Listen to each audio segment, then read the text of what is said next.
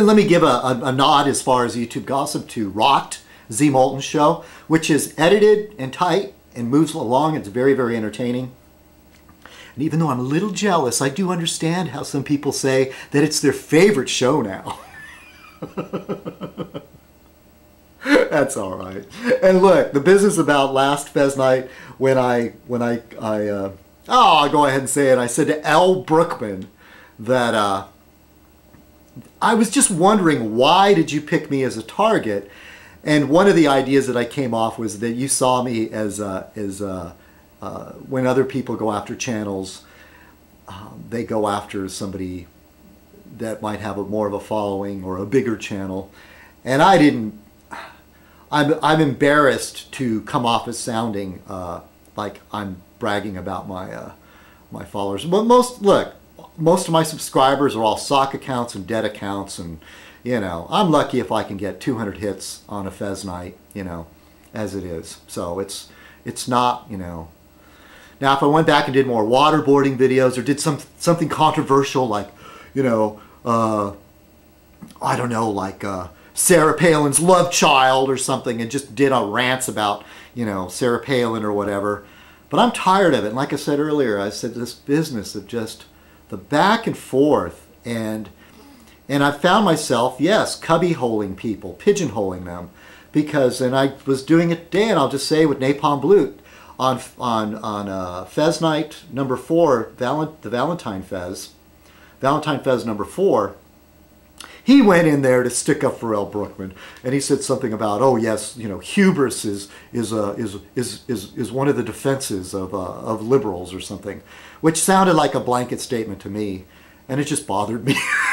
So I went in there and started sparring with him. And the tiring thing is that he's coming up with these ideas that I've heard so many times before when I was having discussions with the anarchists and what is it, those what do they call themselves? The economic anarchists. And I know all these names, after a while, they don't mean anything, It gets confusing, but you do need them so you can have a discussion. If you're libertarian, if you're authoritarian, if you're right or left, conservative or liberal. And I know that people don't like being pigeonholed. But a lot of times, some of the people that feel they're being pigeonholed don't realize, they want to say, well, it's just me. It's just me. I don't want to be a label applied to me. But they don't realize that their ideas came from somewhere. They came from different schools of thought. And what, they thought they just made up their ideas on their own? Maybe they did. But really, they heard them from somewhere else, somewhere, and it sunk in. They were brought up at their father's knees, talking about the cult of individualism. There's something that runs through the what's Americana.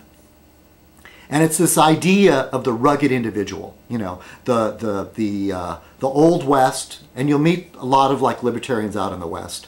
The idea that everything I got through my own sweat and my own labor. And you have to give people credit for being self-motivated and a hard worker and determined and being a leader. But let's be realistic about it. One person on their own can't really do a whole lot. Okay? They can't plant the crops and milk the cows and be a blacksmith and shoe their horses and make their guns and load their own bullets. They can't do it by themselves. There were these big pioneer families with children, and neighbors would come over. They had things called barn raisings where they had a community, and there had to be cooperation between each other. And that's all the way back to the cavemen with the first traders, the first people that specialized. The man that said, I'm going to chip here stones and trade that for fur because I'm better at chipping stones and you're better at scraping fur. It's this notion, it's a myth. And it's perpetuated by people like Ayn Rand, who wrote Atlas Shrugged. And Ayn Rand was this little Russian woman that was really, really pissed off at the Russians, the Soviet, the USSR, because they took her father's business away from them and basically, broke the family's business, took it away from them. I think they had a pharmacy business or something like that. She left the country. She had relatives that stayed behind. came to the United States and chased the capitalistic dream. And I don't know, I don't want to go into the whole Ayn Rand thing. But, and you know, I shouldn't go there, but sometimes let me just say on a personal level, she was not a model of virtue, okay? And I know a lot of our heroes aren't. You know, like I admire Milton Friedman, but on a personal level, the guy was an asshole and just a very, very decadent, you know, very promiscuous homosexual, you know. But that doesn't mean his ideas sucked. And I'm not going to dismiss Ayn Rand, you know, based on her personal life. It's her ideas alone. And you read Atlas Shrugged, which I did, and I don't want to read any of her other books, okay? I read Atlas Shrugged.